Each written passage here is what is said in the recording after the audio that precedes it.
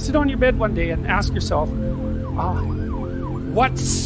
what remarkably stupid things am I doing on a regular basis to absolutely screw up my life? And if you actually ask that question, but you have to want to know the answer, right? Because that's actually what asking the question means. It doesn't mean just mouthing the words. It means you have to decide that you want to know. You'll figure that's out so fast it'll make your hair curl.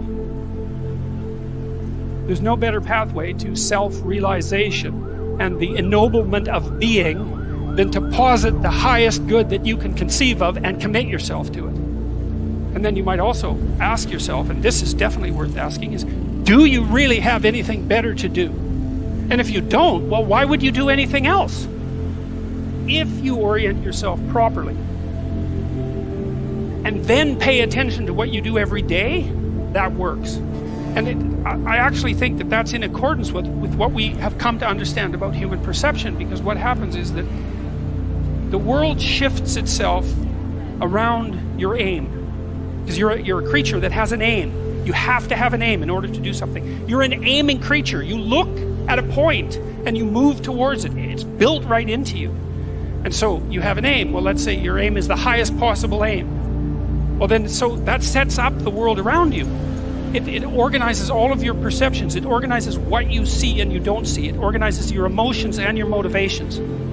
So you organize yourself around that aim, and then what happens is the day manifests itself as a set of challenges and problems, and if you solve them properly, then you stay on the pathway towards that aim, and you can concentrate on the day, and so that way you get to have your cake and eat it too, because you can point into the distance, the far distance, and you can live in the day. And it seems to me that makes every moment of the day supercharged with meaning. That's how, because if everything that you're doing every day is related to the highest possible aim that you can conceptualize, well, that's the very definition of the meaning that would sustain you in your life. Well, and then the issue is, well, back to Noah. Well, all hell's about to break loose and chaos is coming. It's like when that's happening in your life, you might want to be doing something that you regard as truly worthwhile. Because that's what will keep you afloat when everything is flooded. And you don't want to wait until the flood comes to start doing that, because if your ark's half built and you don't know how to captain it, the probability is very high that you'll drown. Ask and it shall be given you. Seek and ye shall find. Knock and it shall be opened unto you.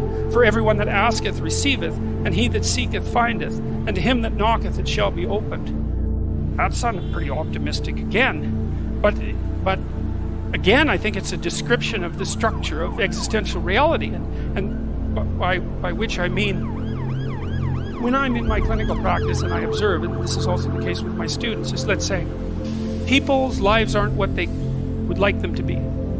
So then you ask, why? Well, forget about tragedy and catastrophe, because that's self-evident, and we're not going to discuss that.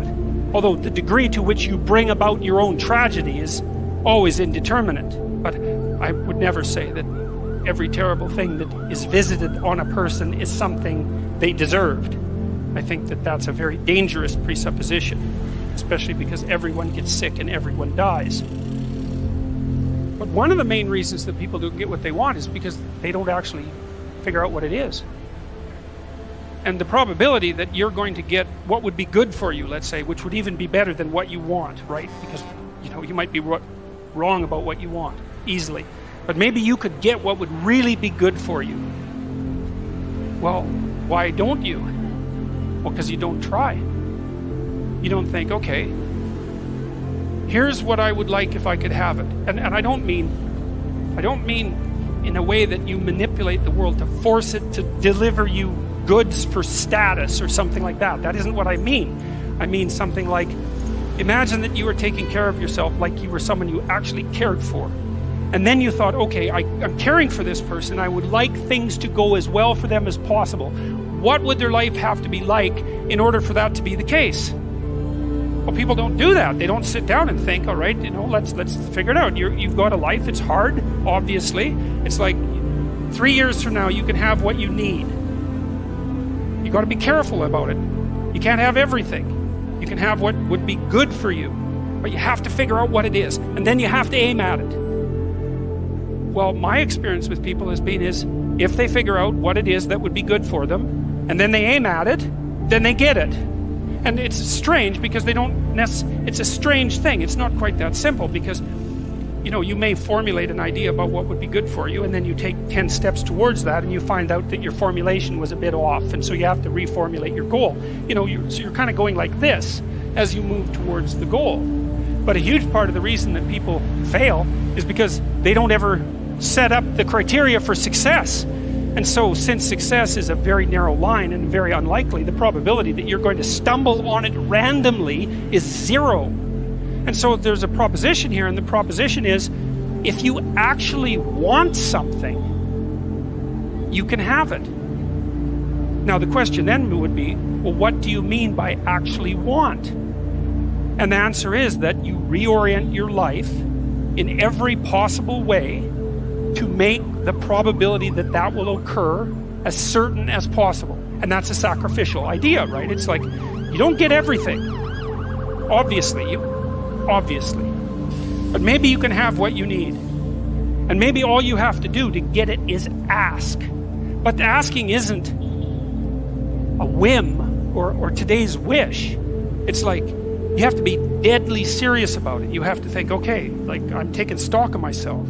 And if I was going to live properly in the world, and I was going to set myself up such that being would justify itself in my estimation, and I don't mean as a harsh judge, exactly what is it that I would aim at? And so the issue is not so much the blindness of others, even though there's as much blindness among others as there is for you. But the issue here, the advice here, the description here is, you should be concerned about what's interfering with your own vision first. And you should leave other people the hell alone in relationship to that. And so if your mode of being in the world is, if you would just act better, things would improve for me, or if you identify the evil and the catastrophe as something that's outside, that someone else needs to fix, or that someone else is responsible for, then you're not going to fix that. And you're going to remain blind to the things that you're doing and not doing that make things not go well. And so it's just better to think, all right, I'm probably blind in many, many ways. And maybe there are some ways that I could rectify that, because it's highly probable that you're blind in all sorts of ways. I mean, in fact, it's virtually certain. And so it's just more useful to think, how is it that I'm wrong in this situation? I'll tell you something that I learned to do when I was arguing with my wife, which happened quite frequently, because when you actually communicate with people, you find out that there's many things that you don't agree on, and that's because you're actually different creatures. And so if you're actually going to have a truthful conversation, then you're going to find out that you don't see things the same way, and then you can either pretend that that's not the case and gloss over it and then end up in a 30-year silent war, or you can have the damn fight when you need to have it and see if you could straighten it out. So now and then we'd get in a situation where we were at loggerheads, we couldn't move, and you know, it would spiral up into hate speech, let's say, because yeah, everyone laughs because they know they manifest plenty of hate speech towards those they love. So one of the things we learned to do was, when we hit an impasse, was to separate and to go our own ways, and to go sit and think, okay, look, we're at this unpleasant situation. We can't figure out how to move forward. I'd always think, of course it's her fault. Obviously it's her fault. At least 95%. But maybe there was something I did that contributed like 5% to it.